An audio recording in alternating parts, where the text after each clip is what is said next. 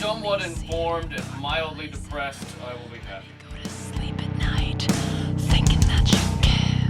Let me go to sleep at night, remembering what was there. Folks and fools stealing souls, that's what you told me.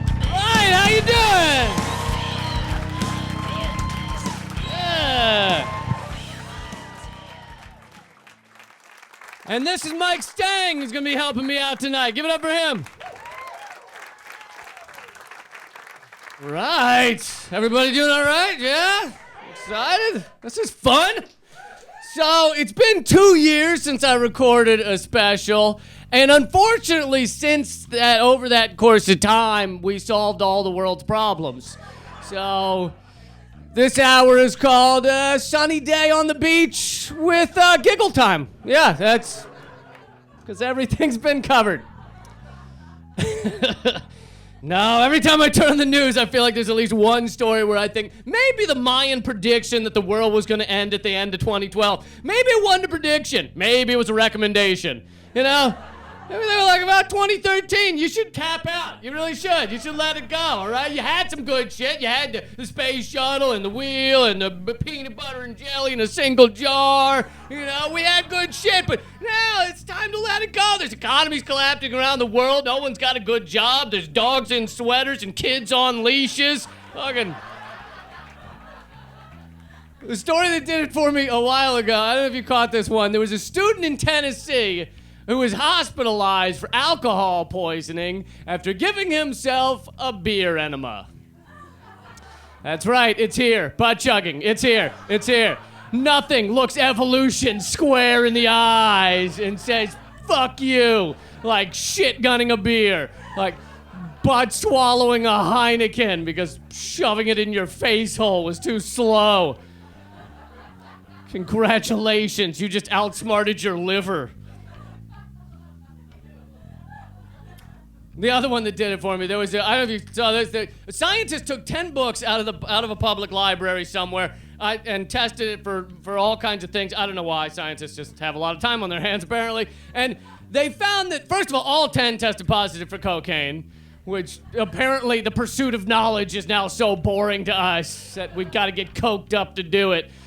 But one of them, 50 Shades of Grey, tested positive for herpes. Now, here's the thing. I know finding a good book can be exciting, all right? Can be downright thrilling. But don't fuck the books. Seriously. Don't fuck the books. You learn that like in second grade. They're like, sentences go like this, periods at the end of the sentence, and don't fuck the books. Yeah, no. And even if you forget the first two, still don't fuck the books. Really.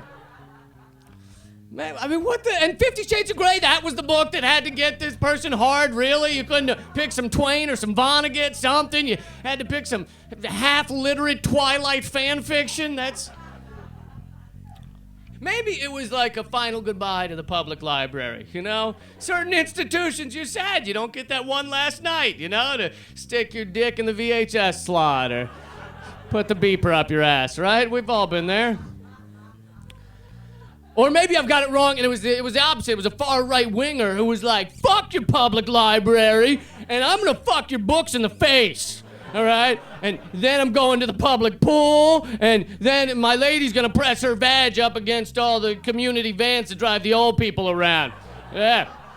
We're gonna fuck every shared resource you have in this community. And if you like the book that much, why not, you know, wear a little protection, you know, wear a condom, put the book in a bag or something, really, because you're not just sleeping with that book, you're sleeping with everybody who's slept with that book. You are. Maybe a book could just be so bad it develops a disease, you know, like I feel like Ann Coulter books could just like develop leprosy, and just pieces start falling off. Does this mean someone could give the Bible herpes? Could that happen?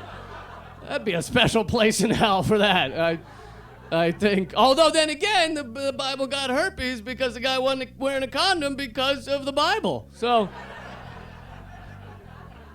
it's the Bible's own fault on that one. It is. I didn't say we weren't going to start off weird, all right? All right, this is for anybody confused by my other shit. The other day, I saw a sushi restaurant where the sushi goes around on a conveyor belt and then you grab what you want. I think that's how bears view hiking trails.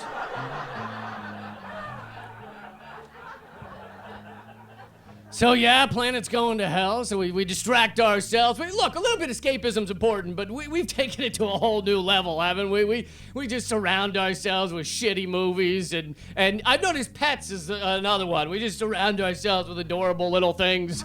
It's usually, everyone has a pet. It's usually a cat or dog. Occasionally you meet a girl with a snake who's working out some sort of fear of penises, but in general, it's cats and dogs. And don't get me wrong, everybody had a dog when I was growing up, but it was a different kind of dog. Like, it was like half wolf and just lived in the backyard, and no one even mentioned it unless it threw up something unique, right? But now people are dating their dogs. They have them in little bags and they carry them around, and me and Charlie are hanging out tonight. And that's the other, it's no more dog names, right? There's no more Fidos or Rexes. It's like Steve. Me and Steve are hanging out, and Steve is the farthest thing from a wild animal. You leave Steve outside without his sweater for 3 minutes, he will freeze into a solid block of ice. My dog growing up, we accidentally left her outside in the cold for February, and we went to let her back in. She didn't want to come because she was busy eating a dead squirrel. Meanwhile, Steve's allergic to gluten and pistachios. Has to be medevaced to a doggy hospital because he was licked a chocolate cupcake. And the reason we have these things is because we just want the emotional energy of someone or something that doesn't know what the fuck is going on outside, right? You walk in the door and they behave the same today as tomorrow, no matter what happens. You walk in, they're like, we play with the string! Let's play with the string! And you're like, we're being foreclosed on! And the dollar is collapsing! And they're like, whoa, whoa, whoa, whoa. But the string's okay, right? String's all right. I saw it like an hour ago. We're gonna get through this. It's the same with babies. We just want that emotional ignorance, you know? That's why people that don't have babies like me, we tip them up like this to try and dump it out of them. Give me your hope!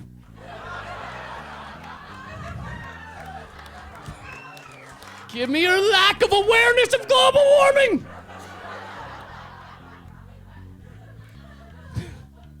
That's all it is. We gotta distract ourselves from the globalization of shit. It's just shit spreading around the world. Isn't it? It's the worst. So I did a tour of the UK, and to me it was sadder to see over there, because I feel like over here you hear people all the time that are like, oh man, that Starbucks used to be my favorite music store. But over there, people are like, oh man, that Starbucks used to be my favorite castle. Ah, King George of Worcestershire sauce used to live in that castle. Now it's a McDonald's. And they rearranged Stonehenge to spell Verizon.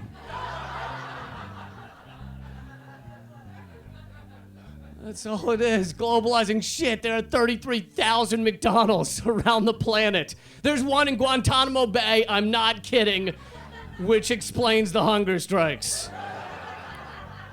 I think it's because the global elite, they want us to be just fat and unhealthy, right? Because fit, healthy people, they're harder to catch and arrest, right?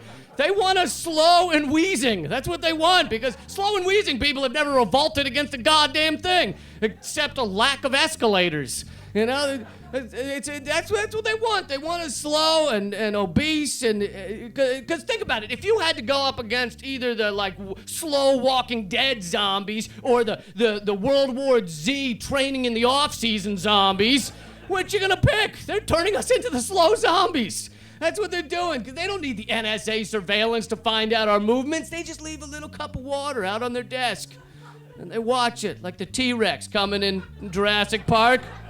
They see it vibrating. They know. They look out their window for a slow-moving mob of lightly undulating mountains of flesh. Did that get sad there at the end? Sorry about that. Really, you're never gonna see that march to the White House. Take five, everybody, take 5. I'm gonna stick my head under this soda fountain, all right? And then we're gonna head to the White House.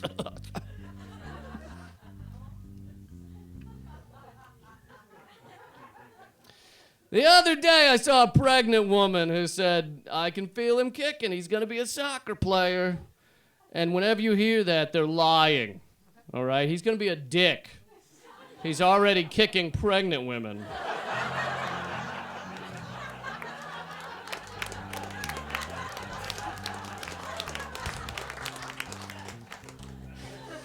That was the one you were waiting for to really break you open? Yeah? You're kicking pregnant women? You're like, yeah, it's a show. That's what we're looking for. Finally, he's getting to stuff we can all relate to.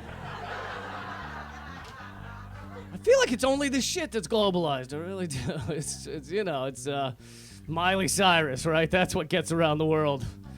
Miley Cyrus. I feel like music has become just anything to get attention, like Lady Gaga had to wear a dress made out of meat, and Robin Thicke put out his pro-date rape blurred lines song, and Miley Cyrus morphed into some sort of half-naked meth-addled alien creature with an elongated tongue. She looks like Axl Rose the early years.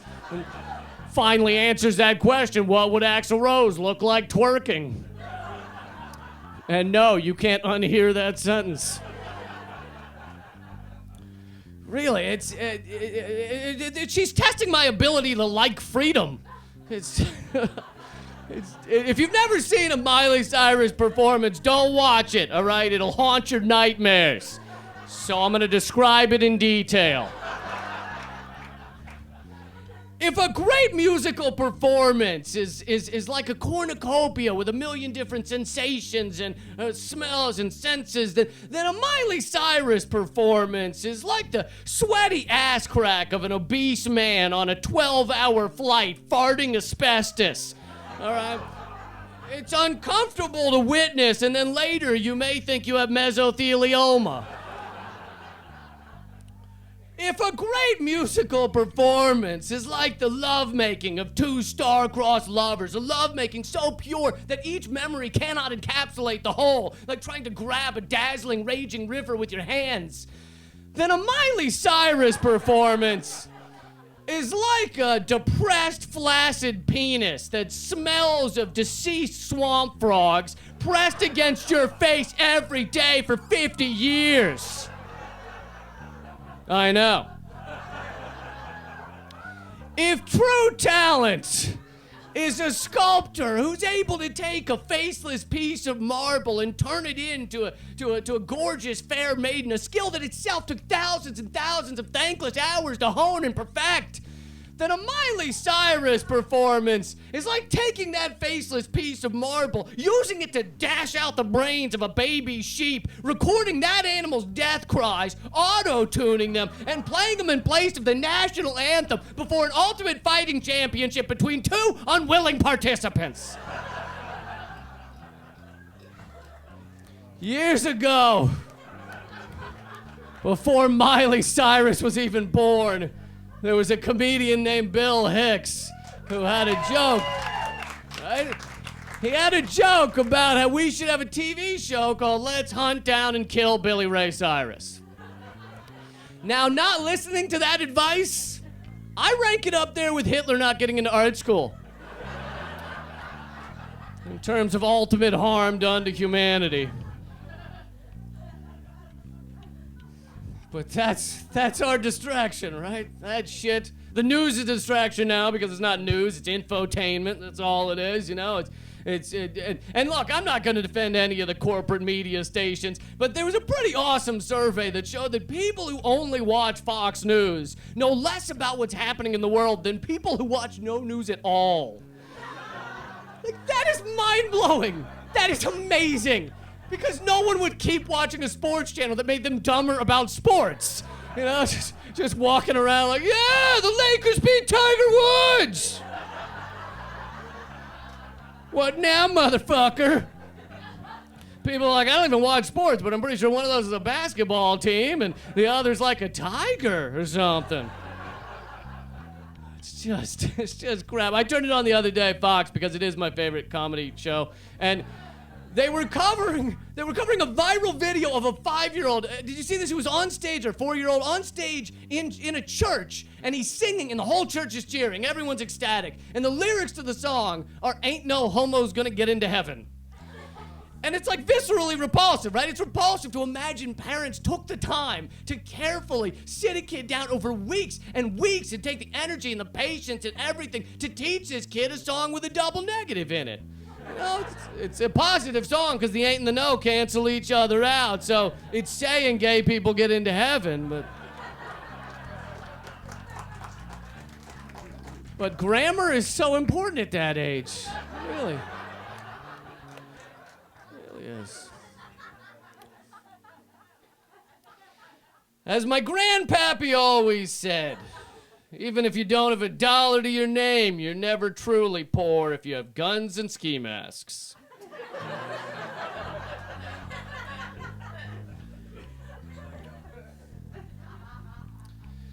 So yeah, it is. It's just all shit. It's just ad dollars. I mean, that's what it comes down to. That's why the news is what it is. Just where the ads coming from. Advertising. We apparently take in between 1,000 and 3,000 ads per day if you count brand names and all that shit. And you don't think of the collective effect that has on our unconscious mind. I mean, most people accept the placebo effect is very powerful. Studies show it's very powerful. So what do you think taking in that much advertising is doing to us as a whole? Because ads are dickheads. Like, imagine, if an ad were a person, it would be very obvious. It would be very obvious. If an ad were a guy just walking up to you, just like, hey, hey, hey, hey, hey! If you wore these pants, then the hot girls would fuck you. Yeah, hot girls. Not that ugly broad you call a girlfriend. By the way, can you tell her to do something about her hair, maybe lose a little weight? Which she could do if she just took these pills. By the way, you happy with your penis size? Are you? If you are, that's cool. A lot of women are into, what do you call that, fun size. A lot of women are into fun size. I haven't met any, but I'm sure they're out there. But listen, if you change your mind, just take a couple of these, and in 2 weeks, you will have to hire people to help you carry your cock around like a train on a wedding dress. But how are you gonna call your cock carriers with that shitty phone you got there? You need to get one of these bullshit technology phones that makes other people feel better than you just because they have it. And they are better than you. Oh my God, all this shit you need and don't have is making me anxious. Is it making you anxious? Is it? Are you anxious now? Are you? Then just take a couple of these. Just take a couple of these. In 2 weeks, you will feel amazing. Plus, bonus side effect, those pills also make your ass hair shiny and more manageable with extra bounce. That's what advertising is. That's what it is. Every day. I just hate it. I hate the manipulation. That's the same reason I hate like malls and malls are my hell. You go in, you're instantly swimming through a flood of obnoxious children and the kids they've birthed. And then you get on an escalator on our little ride down to pleather purgatory before you try and find your way out of the place, which you can't because it's fucking designed to make you lost. It's designed to make you wander aimlessly through some department store where they're spraying chemical fumes in your eyes. And that shit would be toxic if you ingested it, but it's okay to spray it on your face on a daily basis because it's been filtered through Beyonce's twat. That makes it all right. It's fine. And the only sign of care for the environment in this entire ritualistic journey for plastic materialistic goods is the eco bag we all get, right? The $1 canvas bag. And don't get me wrong, that's important. We use billions of plastic bags, but it can't be all you do. People are like, yeah, the environment's fine because I got this bag. Yeah. Look at that. Look at that right there. Environment's fine. It's green colored. You know what green stands for? Green stands for environment. It's okay. Plus, it's all right that I bought 7 pairs of single-use earphones because the sign said that for every pair of earphones I buy, a Sony employee would sing a song to a squirrel. You know, so we buy. The other reason we have to keep buying endlessly is because shit is designed to break now, right? It's designed to go obsolete or out of fashion. You get a cell phone and 3 weeks later it's in the Amish Museum of Antiquities, right? It's designed to be that way. It is. And economists have a term for it. They call it planned obsolescence, right? And economists call it that because economists never get laid because they talk funny. But The human term for it is shit be breaking, all right? Shit be breaking, because companies make more money when shit be breaking than when shit be working. That's how it works, and that's even changed over my lifetime. When I was little, your grandmother would pull you aside and be like, see this hutch? See this thing of drawers here? This thing, your great-grandfather built this hutch 130 years ago, and your grandfather was born inside this hutch. And this one right here. And your father once fornicated with this hutch. And one day this will be your hutch. You should wash it first. But nowadays, you buy something at IKEA, it's made from cardboard, scotch tape, and hope. And like 6 weeks later, it explodes into 1,000 pieces. And then the pieces turn to dust and blow away like a bad guy at the end of an Indiana Jones film. And no number of Allen keys will turn a pile of shit into solid oak. I don't know who Allen is, but he can't handle that. So we end up with piles of garbage. There's a patch of plastic floating around the Pacific twice the size of Texas. Twice the size of Texas. Got 4 times the IQ, too. It's just out there floating around. It's good to find those places we can all come together, you know, like, fuck Texas. The other day I got in a fight with a McDonald's employee and he said, eat shit and die. I said, I'll have the McNuggets. The other thing about planned obsolescence is it's just another way to make life difficult for your average worker, right? You gotta keep buying shit endlessly.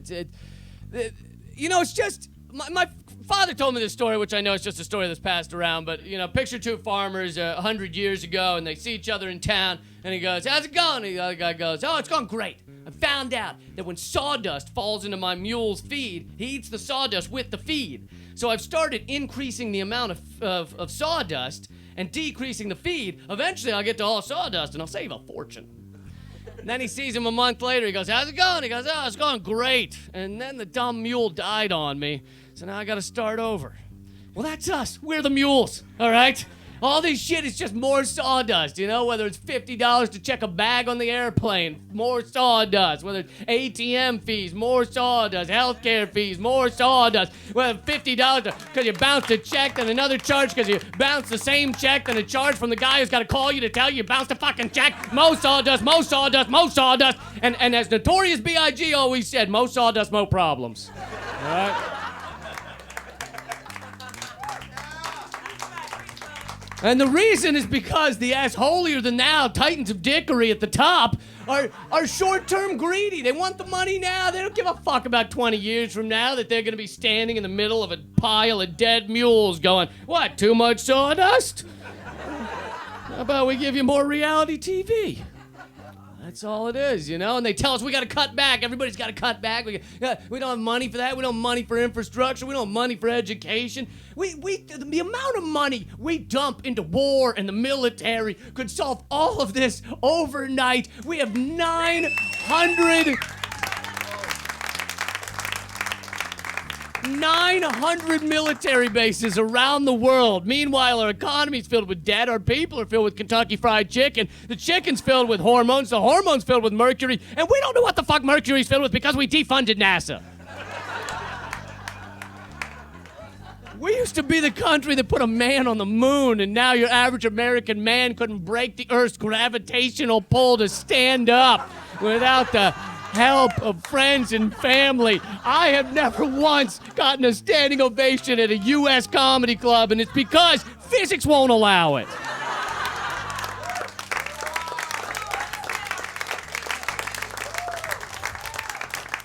Really, the amount of money dumped into these stupid wars and bombing and the lives, of course, the number of civilians that have died from drone bombings. Although you do have to give Obama and the Pentagon some credit. They realized too many people were dying from drone bombings, too many civilians, and they fucking did something about it. They stood up and they did something about it. They changed the definition of the word civilian. They did. They changed it so that anyone of military age in a target area is now a combatant. You don't even have to know you're fighting. You could be 95 years old trying to figure out how to put falafel in your mouth. You're a combatant, you know? You tell that to anyone with an intelligence above that of an eggplant parmesan, and they go, you can't do that. It's a word. It means something. You can't just change the definition. But no, if you're president, you can. If you're president, just walk around going, lunch is now dinner, and dinner's now breakfast. That chair is a table, and a premature ejaculation is now a just right ejaculation. Just run around doing that shit. What happened to war as a last resort? Wasn't that a thing we had once? War as a last resort? Now it's not a resort at all. In order to resort to something, you have to stop doing it at some point. You know, it's saying we resort to war is like me saying I resorted to having brown hair or I resorted to hating babies. You know?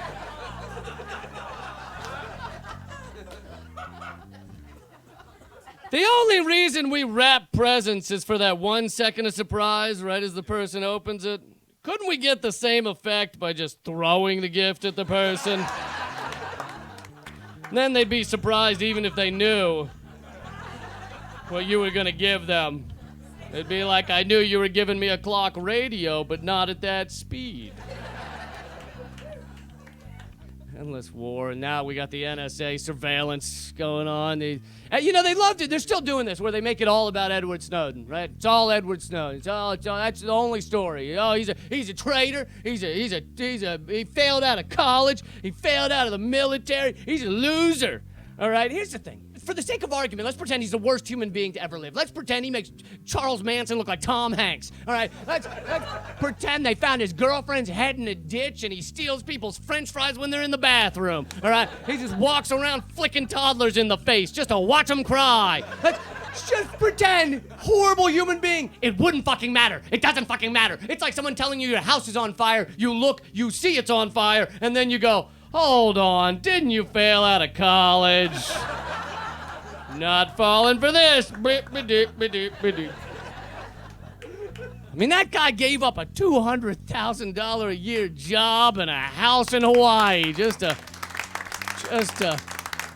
let us know that we're under the largest surveillance state ever created. You know, $200,000. I could see leaking that shit if you were giving up a job as the midnight guy who has to change the pants on the mannequins at the big and tall store. But $200,000 a year. I was sitting in a sports bar. I saw an elderly woman fall on her face outside on the sidewalk, and I didn't get up to help her because I didn't want to give up my seat. Had a good angle on the TV. One thing I will say that sucks about whistleblowers, if you notice, always such negative Nancys. Have you noticed that? Really? Never anything good coming from the whistleblower community. We're very depressed out here. Don't they ever think about us? You know, why don't they leak that cookie dough ice cream is delicious? that they saw a bunny rabbit, you know? Something. All right, let's talk about something not so controversial. Let me tell you something about black people. Some of you getting a little nervous? That sentence never ends well, does it? No. It does quiet down a room full of white people, though. I feel like we should just replace the ting, ting, ting, ting, ting to give speeches with just a white guy going, let me tell you something about black people. Okay, we ready for the speeches? But that being said, let me tell you something about black people. Black people do drugs at the same rate as white people. They account for 13% of the population and 13% of drug use. And yet they account for 38% of arrests and 60% of convictions. So how is it that if it's the same amount of drugs, that could be 60% of convictions? Clearly, black people are just terrible at hiding their drugs. Have you noticed that? Always walking down the street with a 3-foot bong and just nitrous oxide balloons shaped like SpongeBob SquarePants. Yeah. And the cops are like, why don't we arrest the guy with the yo gabba gabba mylars and the silly grin on his face? Side note, why is it children's shows always have to be like a seizure-evoking mushroom trip? What is it? What is it about being 2 that means that's what you want to see? I feel like the volume on life is slowly turned down. You know, like from 0 to 4, your idea of a good time is watching a show that looks like if the color neon orange ejaculated a dance team. Like that's what you want to see. And then you get to like 50 and you just see a red robin out the window. It's pretty exciting. Yeah?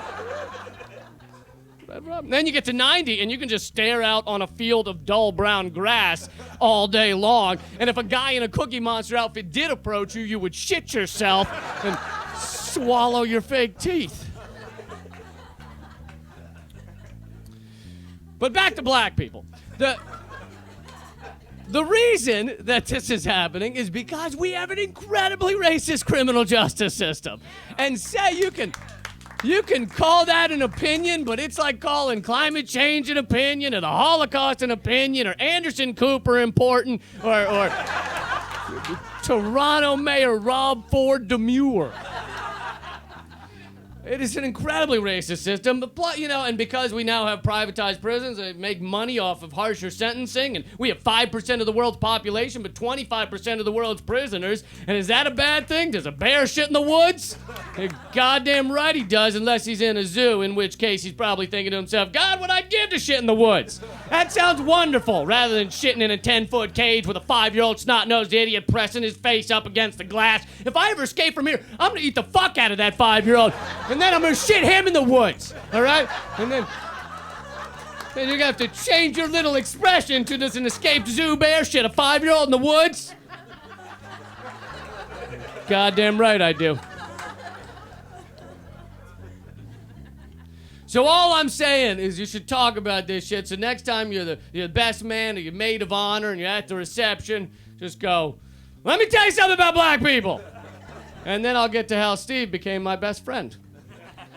But black people are the victims of an incredibly racist criminal justice system. And Linda, you look stunning on your special day. You really do. That's all I'm saying. It's normal when someone sneezes to say God bless you, even if you don't know the person. It's kind of awkward to talk about God when you don't even know the person. And I'm an atheist. So now when I see someone on the train, like sneezes, I just go, I don't even know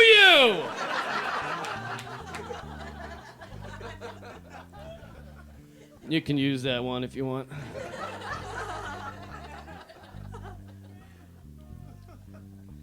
But of course, the privatized prisons is just another way to make money from our society, from the average people. Just another way to make a few dollars. The pillaging that continues to go on, and they love to act like, oh, everything's coming back, right? We're in recovery, and stock market's looking great. Corporations doing great. Meanwhile, we have like more homeless than ever before. And the reason is because judging the success of a society by how the stock market's doing is like judging the health of a dying man by looking at the leeches on his skin.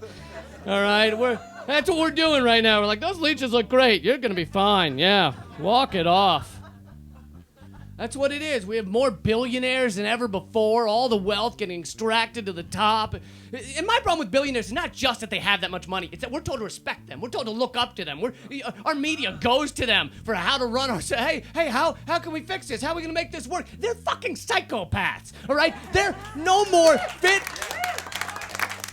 They are no more fit for society than the guy who kidnaps neighborhood dogs and has them lick peanut butter off his balls, all right? They're actually less fit because at least Mr. Nutter Butter's making dogs happy.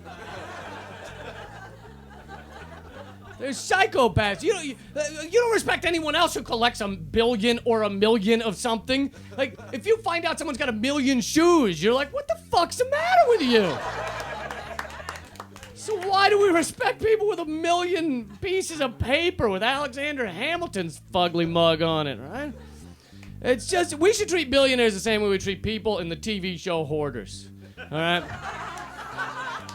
If you haven't seen Hoarders, it's a TV show about hoarders. They cracked the code on that name. We should treat them the same. You don't have to make fun of hoarders, but nobody goes to them for advice. No one walks into one of those homes like, wow, you've got a room filled with 18 years worth of yogurt containers, another room filled with old Coca-Cola cans and expired parakeets. This is really impressive, what you done here. Can you help me with my stock portfolio? We should treat them the same. And our system rewards these assholes, right? It's set to reward it. You know the times you really see how the system's set up? You really see it during the pranks by the Yes Men. You know the Yes Men? Yeah? The Yes Men. I've gotten to work with them on some of their smaller things, but their bigger things are amazing. They got on BBC and they announced that Dow Chemical was going to pay off the victims of the Bhopal chemical spill millions of dollars. They announced that General Electric was going to give back their $3 billion of tax refund to the federal government. And after they announced those things, the corporations then have to come out and say, hey, that really great thing you heard about? We're totally not doing that. We want nothing to do with that. And you learned something during that hour. You learned something during that hour when everyone believes it. Their stock plummets, all right? Dow lost $1 billion. GE lost $1 billion. Meaning, we've created a system that rewards being a gigantic jizz waffle, right? That's being the worst human being. If you announce that you're going to hostily take over a local business and fire all the employees, then Wall Street gives you the economic equivalent of a high five and a reach around. But if you announce you're going to give free AIDS medication to the dying people of Ghana, then Wall Street knocks you unconscious and draws queer on your forehead. That's what we've created. And you also have to think about who gets to those boardrooms. These are the most powerful. These corporations are powerful in most countries. Who gets to that boardroom, right? Who gets to that spot? I'll give you a hint. It's not the vegan who lets people merge in front of him in traffic. Not the guy. Not the guy. It's not the guy who's late for work but helps grandma cross the street, all right? It's the guy who's figured out how to tether 3 grandmas to a skateboard so they can pull him to work. That's the job. That job attracts those dick helmets like moth to a flame, like obese children to the downhill side of the playground.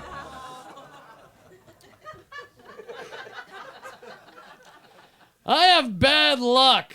The other day I found a 4-leaf clover with a pube on it.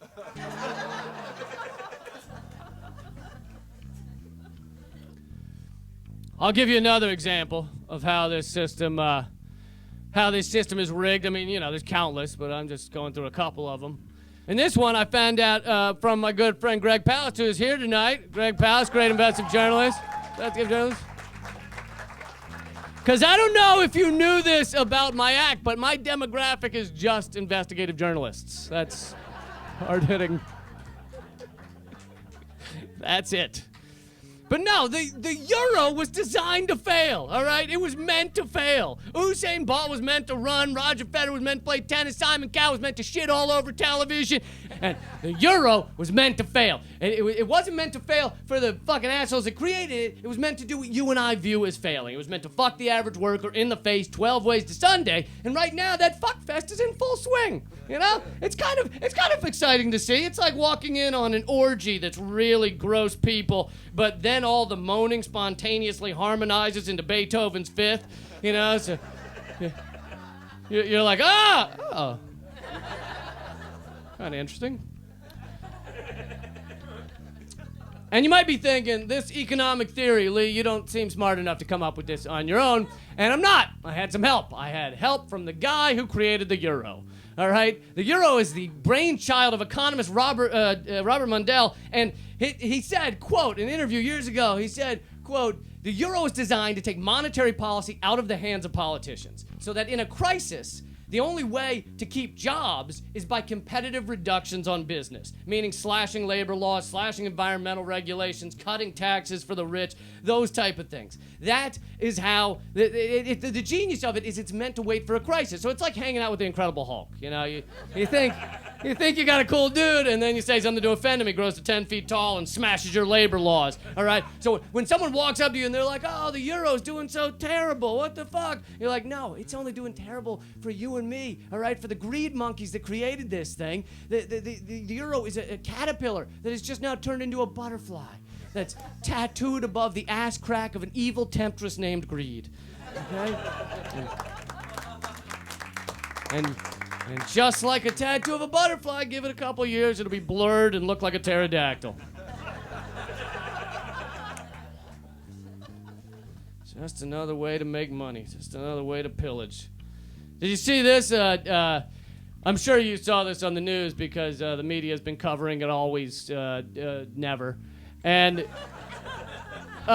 Chevron dumped 18 billion gallons of toxic sludge into the Amazon rainforest in Ecuador. And you got my first thought was, how do you spill 18 billion gallons? Like, was there an employee standing there going, "Oh no,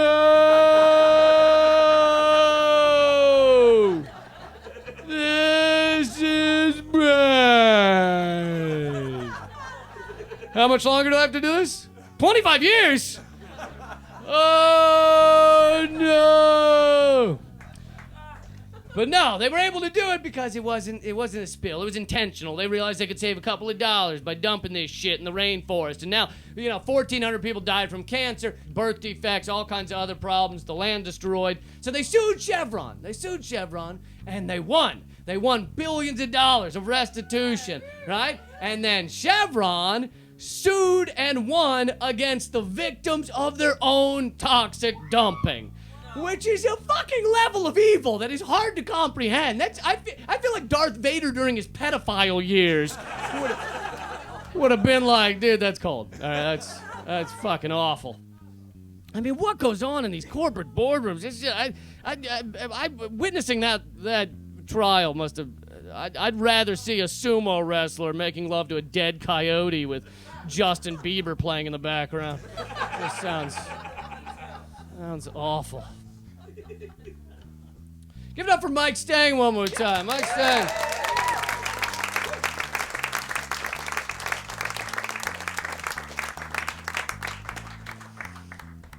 That's all you got, man? Come on.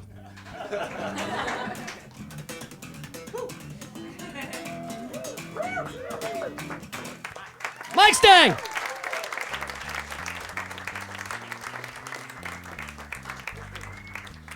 Just my luck, I get the only humble rock star. Yay for humble. You guys are lovely.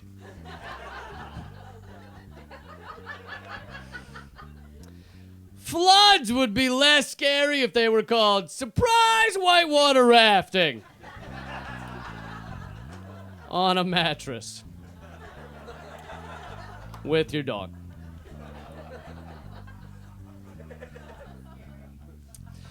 But there is a way one way for us to fight back against this shit is to fuck with all these corporations' brand names, because that's the one thing they need us for. They need us to keep having a positive view of their brands. So I think we should fuck with language the way they do all the time. The Orwellian shit they do all the time. We should start using it for our good. Like if your kid takes a dump in his pants, just be like, "Oh man, my toddler just chevroned in his shorts," just.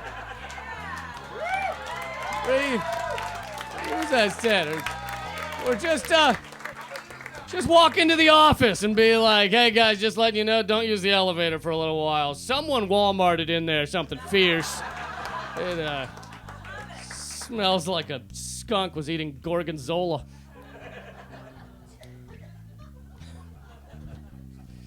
So what do we need to get out of this? We need good leaders. We have that. Obama. I tried to be an Obama fan back in 2008, and then you got to look at the record, It's a bigger prosecution of whistleblowers than ever before, the largest surveillance state ever created, more drone bombings than ever. He got his first speech on climate change basically came 5 years in and said fracking is the answer, And granted, he does do some things better than Bush, reading, but still.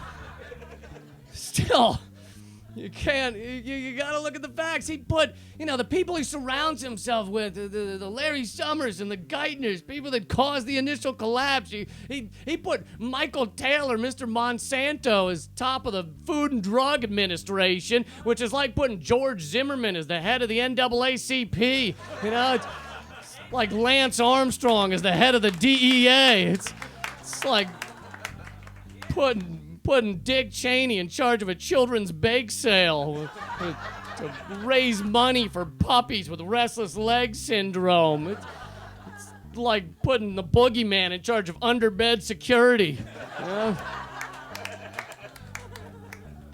fucking disaster. But I've realized, though, that doesn't mean I am above trashing the far right wing. But I've stopped getting quite as angry when I hear the crazy shit that comes out of the right wing, because I now view it the same as when I read an article about someone spotting Bigfoot.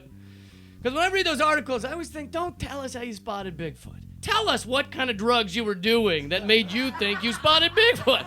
Because they sound incredible, all right? He was 10 feet tall and growled like a werewolf, and this all happened in a fountain in downtown Atlanta? Holy shit. You and I are hanging out.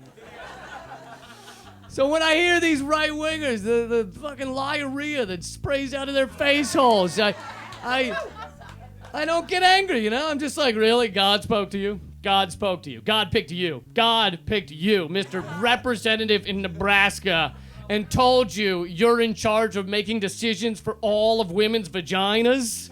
What kind of drugs were you doing? They sound incredible. You have any idea how long men have been looking for the drug that gives us power over all the vaginas? Forever. Yeah, the right-wingers always love to be like they hate taxes. They're always like, I don't want to pay for that shit. I don't want to pay for I don't have a kid in the school system. I don't want to pay for the school system. I don't want to pay for, if that guy wants to retire, you know, that guy wants his retirement, he should have worked harder and become a doctor, a lawyer, or a manager of a restaurant.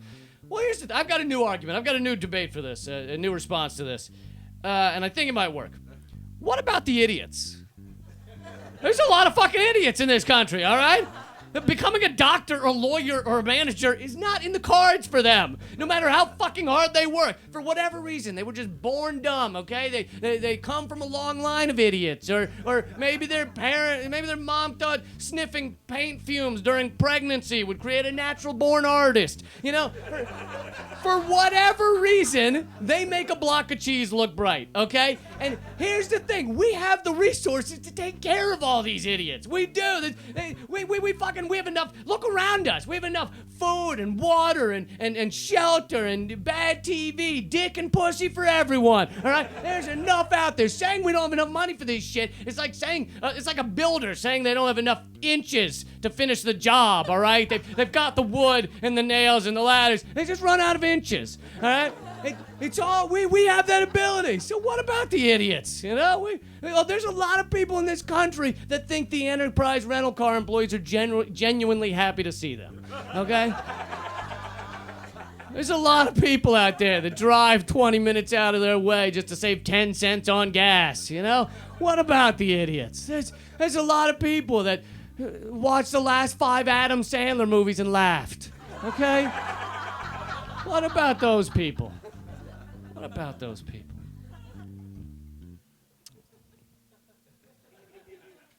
They always say if you catch on fire, stop, drop, and roll. I think the stop part of those instructions is unnecessary.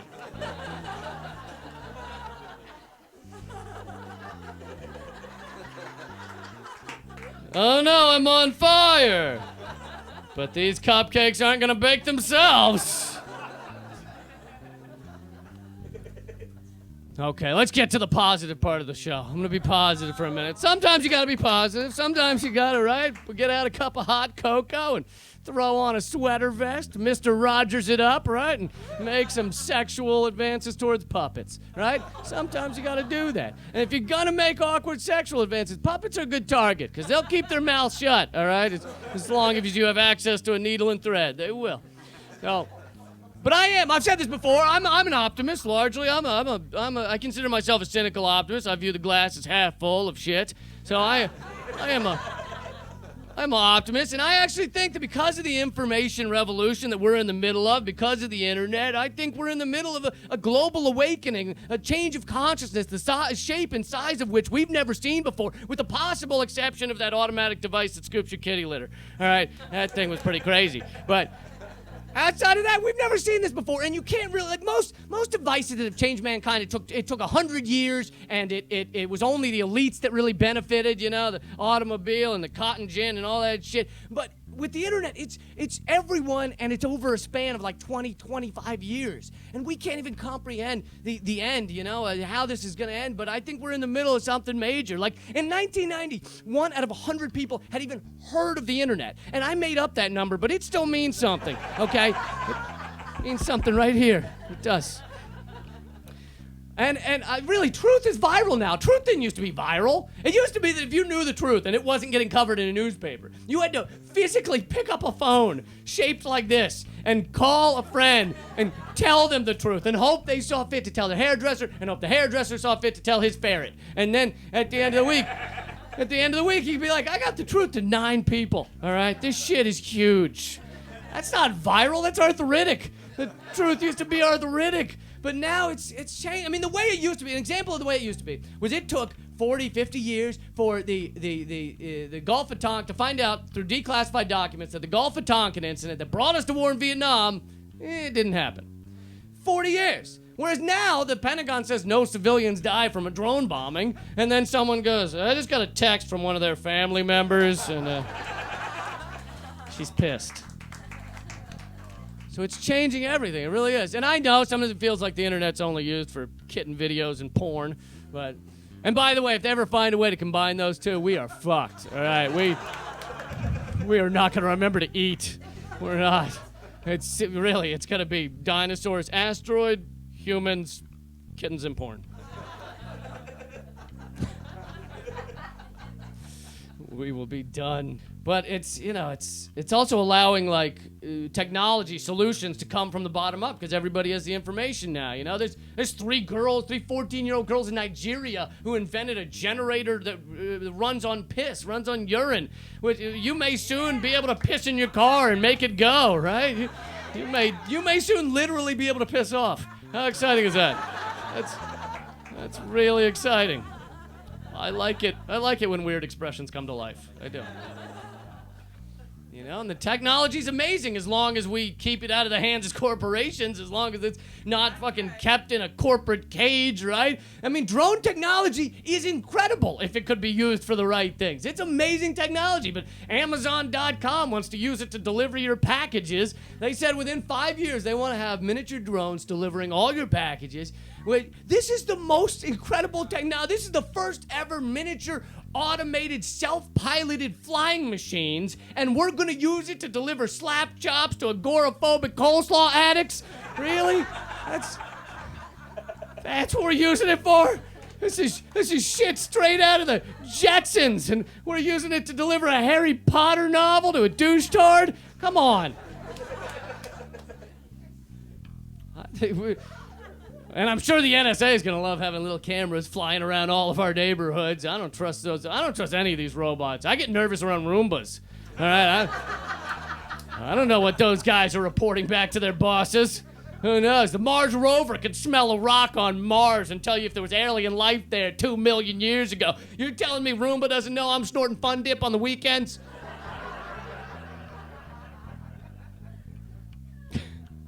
I don't trust that guy. Shouldn't trust this guy. You shouldn't trust your battery-powered dual-speed dildo. You don't know what he's telling his friends, all right?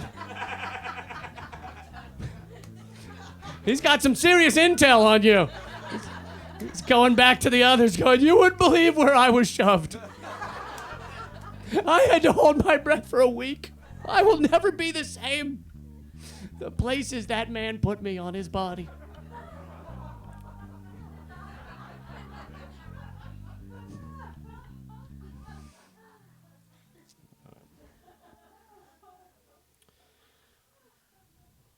Faggot is a word.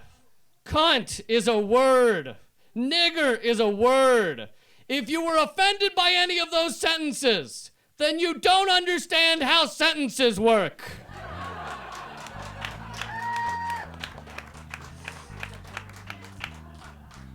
But yeah, no, I think we have to talk about this shit. You have to talk about all this stuff I've talked about over the past 50 minutes. You have to tell your friends about it, and it's uncomfortable. I think sometimes it doesn't seem polite to talk about this shit, to talk about where the world's headed, but we could go off a cliff due to politeness. It's It's insane. People, you might lose a few Facebook friends. It might be a sacrifice you have to be willing to make. People call you too political. I'm called too political all the time. Oh, Lee, you wear your politics on your sleeve and your thong on the outside. That was one time, all right? And I read the invitation wrong. I'm told I'm too political for a lot of TV shows. I'm too political to perform at college campuses and every children's birthday party I perform at. They fill out a complaint form. We didn't like that the clown put the balloon animals inside cages and said they were factory farm balloon animals. Well, fuck you then. But the truth is, when someone tells you to shut up, when they tell you you're being too political, they're taking a political stance. That is an equally political stance, all right? That is a full-throated defense of the status quo. They are...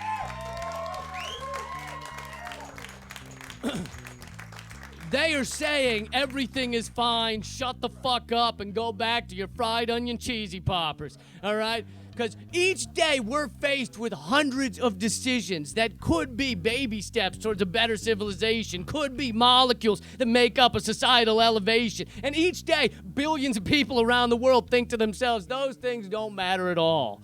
Now imagine if that billion people thought those things do matter. Each of those decisions is a statement that contagious passion matters more than ironic detachment. And ironic detachment can go fuck itself in the face, all right, with goofy suspenders and a funny mustache. Far funnier than mine. It can. It can. Because we're at a crossroads right now. We really are. We could live in a world with fresh, clean, locally grown food, or we could live in a world with Monsanto genetically modified, untested food that could give you cancer of the AIDS of the liver of the heart. All right? And that's the worst kind. It could. We could live in a world where financial terrorists run around a revolving door between Wall Street and the government so fast they have to pop Dramamine like Pez just to deal with the motion sickness, all right? Or we could live in a world where there's no Wall Street benefiting off the misery of others, all right? And then the only people benefiting off of misery would be dominatrixes. Dominatrixes. You have to get that plural right, otherwise you'll call and order dominate tricksters, and then very mean magicians will show up to your house. We could live in a world where, we can live in a world where all your clothing is made by near slave labor in some country you've never heard of, or a world where not only is there no slave labor, but there's a lot less labor for all of us so that we can spend more time on art and science and exploration, Both the kind of exploration that's done with a backpack and aviator goggles and the kind of exploration that's done in the bedroom with nothing on but lotion, right? And maybe some aviator goggles. Right? We can live in a world that's based on peace and abundance, or a world that's based on war and weaponry. We spend 57% of our discretionary spending on military and 6% on education. So you see our priorities. Now we have drones that are fucking brilliant and teenagers that can't be near scissors without supervision. Right? These are our choices. We can live in one world or the other world. We can live in a world where, a world where corporations can sue because they don't make the profits they wanted to because environmental regulations stop them, or a world where a corporation needs the consent of the people to fucking operate, right? Otherwise, we're going to end up like Youngstown, Ohio. Until 2011, when fracking started there, Youngstown, Ohio had 0 earthquakes. Now, I'm no scientist, but that sounds like not many earthquakes, all right?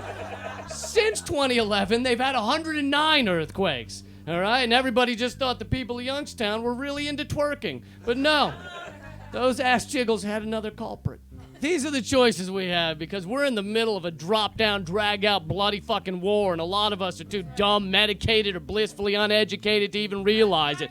We've anesthetized ourselves with shiny shit and zombified ourselves with televised social rejects. All right, this is dark versus light, evil versus good, Mel Gibson now versus Mel Gibson 1993.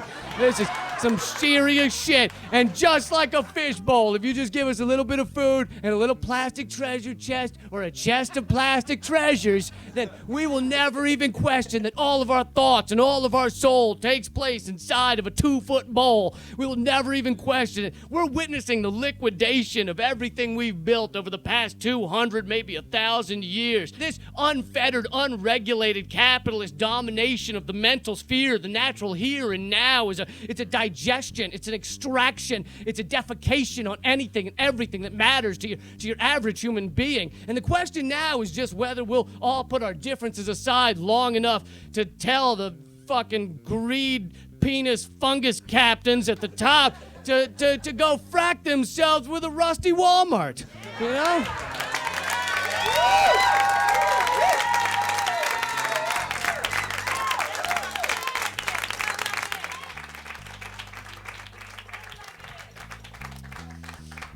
And I'd just like to finish off by saying that you take a step back and you look at it all. And life is like this fucking flicker of a flare of a momentary coincidence. It is a galactic accident that you or I or anyone is here. We are the universe's unwanted, unintended, unplanned pregnancy. Don't ask me who knocked up the universe, but talk about doing the big girl. Holy shit. And some people take this philosophy, you know, that we are nothing, that we're just a little bit of fungus on a rock in the middle of a nothing and a nowhere. Some people find that depressing. I find it empowering. It means that right now is everything. Right now is all that matters. It's all that can matter, because the past is gone or relegated to a camera phone, and the future is unknowable, or at least hard to meet unless you have access to a hovering skateboard and a wacky scientist. So that means right now is it. How fucking exciting is that? Right now is everything. That's incredible. You know,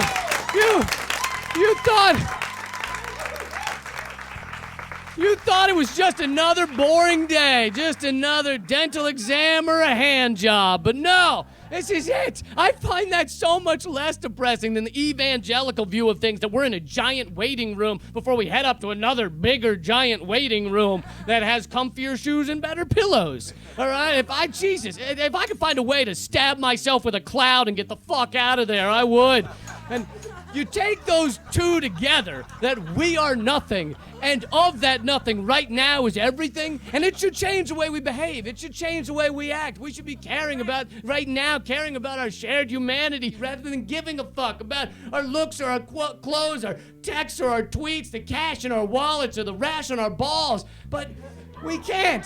We can't. And the reason we can't is because of our ego as a species. We all think we're so fucking special, says the guy on stage begging you to love him. We all think we're so fucking special. A surprising number of people think they've been alien anal probed, all right? That life forms have come millions of light years just to find out what's up their butts. But in reality, we are just a little speck on a piece of wood floating in the middle of 1,000 oceans.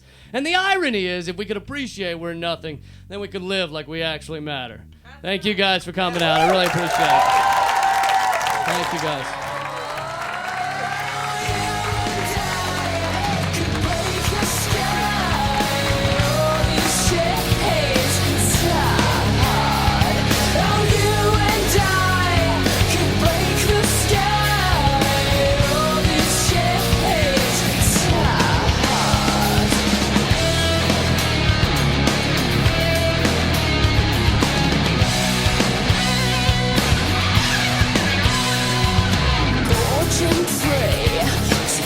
Choking breeze, you know, you're so